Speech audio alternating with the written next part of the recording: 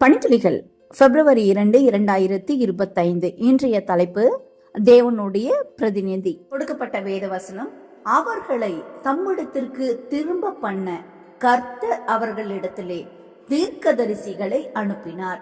2 நாளாகமம் 24:19.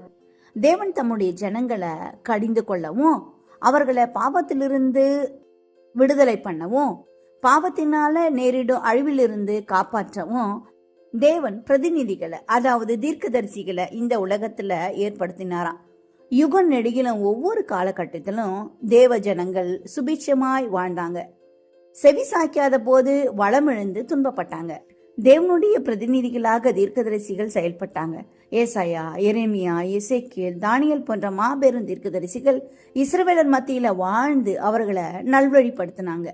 புதிய ஏற்பாட்டு தீர்க்கதரிசிகளாகிய வெளிப்படுத்துற விசேஷத்தை எழுதிய யோவான், தானியேலை போல இவ்வுலகின் முடிவு காலத்துல சம்பவிப்பதை தரிசனமாக கண்டு உலகத்தாருக்கு வெளிப்படுத்தினார். 19ஆம் நூற்றாண்டின் தீர்க்கதரிசியாகிய திகழ்பவர் தான் திருமதி எலன் ஜி ஒயிட் அம்மையார் அவர்கள். அமெரிக்கா தேசத்துல நவம்பர் 26, 1827 அன்று பிறந்த இவர் மற்ற அட்வந்து தலைவர்களான ஜோசப் பேட்ஸ், ஜேம்ஸ் ஒயிட் போன்றவர்களோடு இணைந்து செவன்த் டே அட்வந்து திருச்சபையை உருவாக்க காரணமா இருந்தாங்க. இவங்க செய்த ஊழியம் 70 வருடம். இதுல 5000க்கும் மேற்பட்ட தலைப்புகள்ல செய்திகள் எழுதியிருக்காங்க. 155 புத்தகங்களையும் 200க்கும் மேற்பட்ட துண்டு பிரசுரங்களையும் எழுதினாங்களாம். ஏறக்குறைய 2000 தரிசனங்களையும் வேதத்துக்கு அடுத்த சொப்பனங்களையும் கண்டிருக்கிறாங்க. பரிசுத்த ஆவியானவரின் ஏவுதலால தேவன் தாமே தம்முடைய சித்தத்தை இந்த தீர்க்க தரிசனத்தின் வாயிலாக கடைசி காலத்துல வாழ்ந்து கொண்டிருக்கும் மக்களுக்கு அருளி இருக்காங்க. வேதாகம தீர்க்க தரிசன விளக்கம், கல்வி, குடும்பம், ஆவிக்குரிய வளர்ச்சி, ஆரோக்கியம் போன்ற அநேக தலைப்புகள்ல அம்மையார் எழுதியிருக்காங்க. இவருடைய எழுத்துக்கள் ஆங்கிலத்துல இருந்தாலும் 138 மொழிகள்ல அநேக புத்தகங்கள் மொழிபெயர்க்கப்பட்டுள்ளன.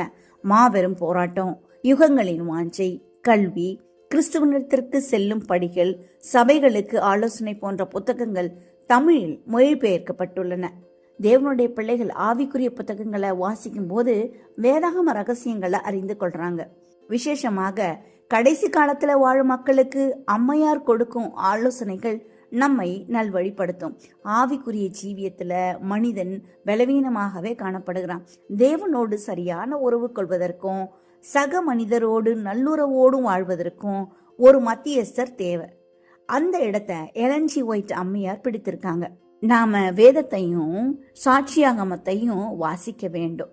இதை கேட்கிற நீங்களும் எலன் ஜி ஒயிட் அம்மையாரோட புத்தகத்தை வாசித்திருப்பீங்கன்னு நம்புறேன். அதுல எத்தனை புத்தகம் வாசித்திருக்கீங்க? அந்த புத்தகங்கள்ல உங்களுக்கு மிகவும் பிடித்த புத்தகம் எது?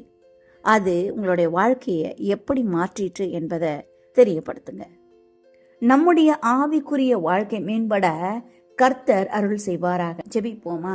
பரம தகப்பனே, இந்த கடைசி கால எச்சரிப்பின் செய்திகளை அறிந்து நாங்கள் எங்களை சீர்படுத்திக் கொள்ள, மற்றவர்களையும் சீர்படுத்த உதவி அருளும். இயேசுவின் மூலம் ஜெபிக்கிறோம் நல்ல பிதாவே, ஆமென்.